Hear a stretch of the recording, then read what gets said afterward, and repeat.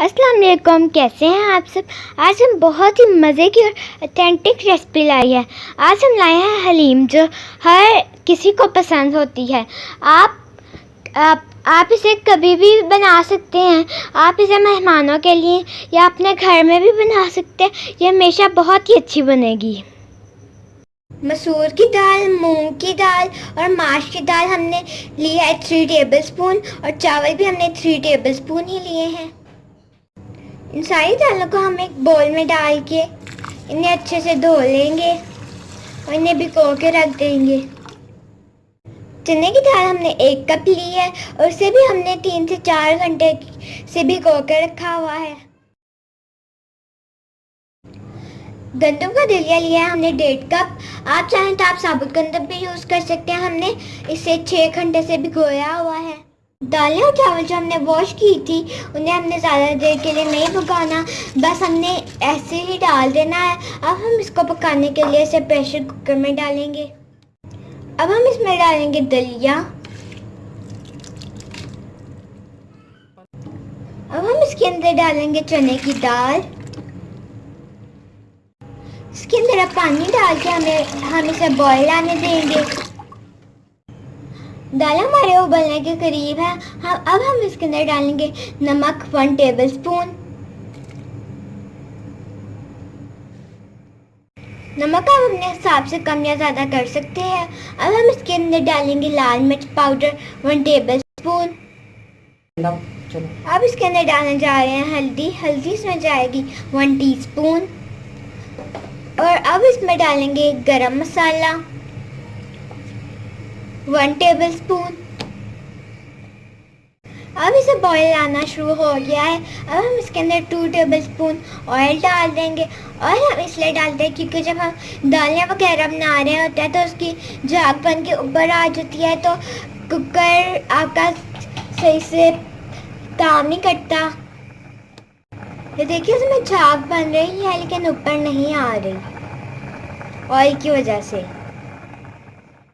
अब हम इसके अंदर चमचा चलाएंगे और क्या, हमने दालों को तब तक प्रेशर नहीं लगाना जब तक उनका बॉयल ना आ जाए। अब हम इसे आधे घंटे के लिए प्रेशर लगा देंगे।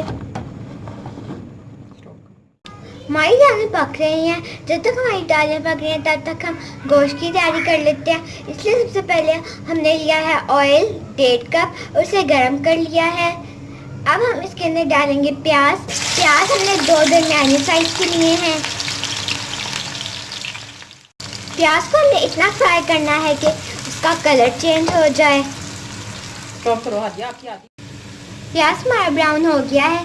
अब हम इसके अंदर लहसुन अदरक का पेस्ट डाल देंगे 2 टेबलस्पून और इसे प्याज के साथ मिक्स कर लेंगे। अब हम इसके अंदर डालेंगे बीफ 1 kg। बीफ हमने फैट के साथ लिया है क्योंकि हलीम, और हमने बोटी भी बड़ी लिया क्योंकि हलीम का रेशा और टेस्ट इसी से बनता है। अब हम इसकी बुनाई करेंगे। ये देखिए हमने कितनी बोटी ली है।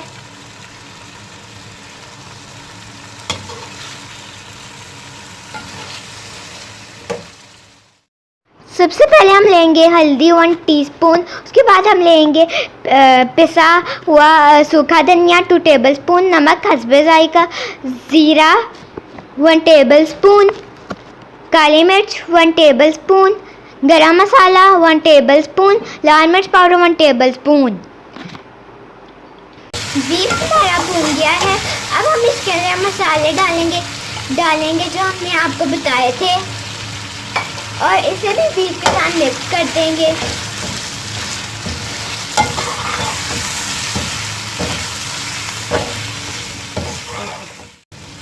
मसाला भी अच्छे से भुन गया है। अब हम इसके अंदर इतना पानी डालेंगे कि ये पक जाए अच्छे से। आप चाहें आधे घंटे बाद हमने प्रेशर खोला है।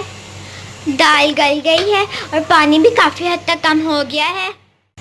पानी बहुत ज़्यादा नहीं होना चाहिए क्योंकि जब हम इसे घोटेंगे तो अगर ज़्यादा पानी होगा फिर सही से घोटा नहीं जाएगा। अगर आपके पास घोटने वाला है तो आप उससे भी कर सकते हैं, लेकिन इससे भी काफ़ी अच्छा रिज़ल्ट आता है। 6 से 7 मिनट हो गए हमें घूटते हुए उसे, लेकिन अभी तक हमने इसमें ये देखें बीफ नहीं डाला, लेकिन इसकी अभी से ही रेशा बनना शुरू हो गया है। आप देखें दालों की अभी से ही कितनी अच्छी सी लेस बन गई है घोटने से ही। अभी हमने इसके अंदर गोश्त नहीं डाला। हमने बीफ को कढ़ाई में से निकाल के प्रेशर में डाल दिया था ताकि जल्दी गल जाए।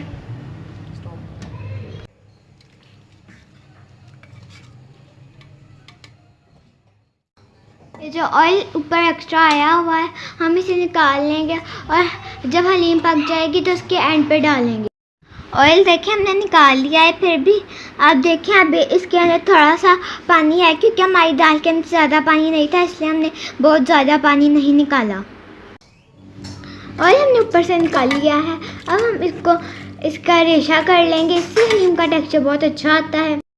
7 से 8 मिनट हो गए हैं हमें इसे घोटते हुए। ये देखिए इसका रेशा बहुत अच्छा सा बना है। आप चाहें तो आप इसे ब्लेंडर में भी कर सकते हैं। आपको जो तरीका आसान लगे आप उससे कर सकते हैं।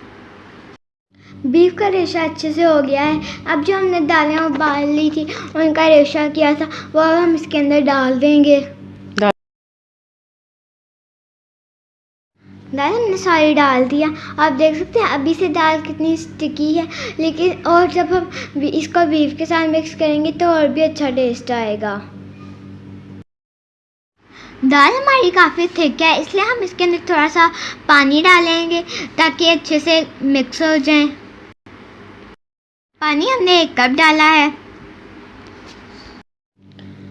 अब हम दाल और बीफ को अच्छे से मिक्स कर लेंगे ताकि इनका फ्लेवर अच्छे से बस जाए। पानी मज़ीद हो गए हैं हमें इसे मिक्स करते हुए। ये देख सकते हैं आप, हमें यही रेशा चाहिए था, यही कंसिस्टेंसी चाहिए थी। आप चाहे तो आप और पानी डाल के इसे और पतला कर सकते हैं। ये हलीम बनने में थोड़ा सा टाइम लेती है, लेकिन ये बहुत अच्छी बनती है। आप इस हलीम को अब हम निकाल रहे हैं प्लेट में। ये देखें कितनी अच्छी हलीम बनी है, कितनी लेस वाली है हलीम बनी है। खुशबू भी बहुत अच्छी आ रही है। आप हमें ये घर में ये बनाएं और हमें बताएं कि ये कैसी बनी। हलीम हमने प्लेट में निकाल लिया। अब हम इसके ऊपर वो ऑयल डालेंगे जो हमने निकाला था। इस ऑयल की वजह से हमें तड़का डालने की ज़रूरत नहीं पड़ेगी। इस ऑयल की वजह से बहुत ही अच्छा टेस्ट आता है क्योंकि बीफ का सारा फ्लेवर इसमें गया होता है। अब हम इसके अंदर उसके ऊपर गार्निशिंग करेंगे। हम इसके ऊपर डालेंगे पहले अदरक, हरी मिर्चें और पुदीना, धनिया। हमने इसके ऊपर तली हुई प्याज भी डाल दिया और बहुत ही मज़े की हलीम तैयार है। अब हम आपको इसका रेशा दिखाते हैं। ये देखें इसका रेशा कितना अच्छा बना है, और ये जो हमने ऊपर से ऑयल डाला है उसने तो टेस्ट दुबाला कर दिया है। तो अगर आपको ये वीडियो पसंद आई हो तो इसे please like, share and subscribe.